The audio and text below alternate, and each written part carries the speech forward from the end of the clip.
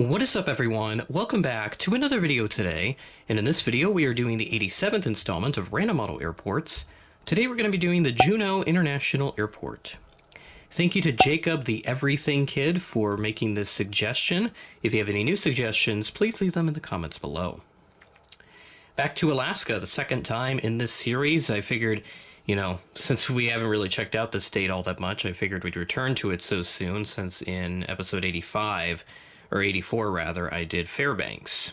So back here, now in the state capital of Alaska, which does have some decent aircraft types that come in, but I don't have most of them, so I'll just mainly talk about them throughout this update. A little bit of history about Juneau. This airport was used as a United States Army Air Force transport link between the mainland U.S. and the Aleutian Islands, way out from the main area of Alaska. Pan Am was one of the first major airlines to serve Juneau during the late 1940s, and during their time here, they used aircraft like the DC-6, the Boeing 377, and the 707s. The 707s and 720s actually came here pretty often, and especially with Western when they came around in the 70s. But this airport has seen other notable carriers like Pacific Northern, Wine Air, and Mark Air, some of the other defunct carriers that have passed through here. And of course, Alaska Airlines has been the staple here in Juneau. They have served this airport for almost 50 years at this point, which is quite crazy to think about. But obviously, some airports have seen service with other airlines for much longer. No new services coming to this airport for the foreseeable future, but they do have a pretty consistent list of services all throughout. We just have 3 aircraft at the terminal and then a couple others roaming about. So we'll start off with this 738 for Alaska, and this came in from Anchorage as Flight 70, arriving in at 9:52 p.m., delayed from a 9:27 p.m. scheduled arrival, a 27-minute delay. And then moving over, here's another Anchorage flight. This is actually the MAX 8, which I don't recall if I've used this in an update yet, but maybe I have once before. I'm not too sure, to be totally honest, but either way, nice to get some variety in. And I know they also send the 739s and the MAX 9s here, but I don't have a model, at least a regular livery of either. I have a One World and the Orca livery, respectively. But I don't want to overuse those since those are obviously specials.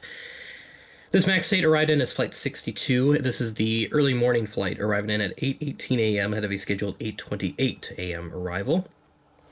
And then we have Delta Airlines also flying here once a day from Seattle.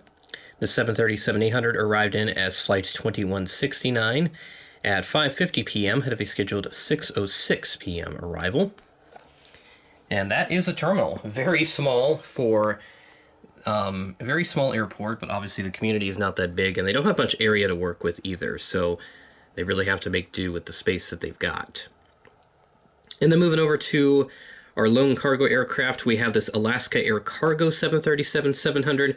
This arrived in from Seattle as Flight 7040 at 9:53 a.m., ahead of a scheduled 10:34 a.m. arrival. And Alaska also does send the 738, which is, I don't think a lot of people know that they have a 738 freighter. They've had it for quite a while now, and I don't think, no one has made a model of it yet. So hopefully that changes soon, because I think they're going to replace those. They're going to replace the 700s with those 800s. And then moving over, we have a little Cessna Caravan operated by Alaska Seaplanes. Now, Alaska Seaplanes has quite the presence here at Juneau. They serve a number of destinations, primarily smaller communities within the region. Get the camera to focus on the plane, that's better. So, according to the Wikipedia page, they serve these communities right now. And I apologize if I mispronounce some of the names. I'm not too familiar with some of these Alaska town names. But they serve Angoon, Elfin Cove, Excursion Inlet, Gustavus, Haines, Hoonah, Cake, Klawak, Pelican, Petersburg, Sitka, Skagway, and Tenakee Springs.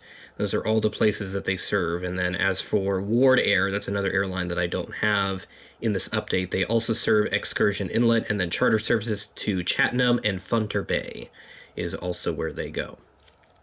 And then Alaska Airlines itself, they have Anchorage, Ketchikan, Petersburg, Seattle, Sitka, and Yakutat, and then seasonal service to Gustavus. And now Juneau is one of the stops on Alaska's Milk Run service, which has been covered pretty well in terms of like trip reports and all that. I don't have the route memorized off the top of my head, but I'll put it up on your screen as to what that route exactly is.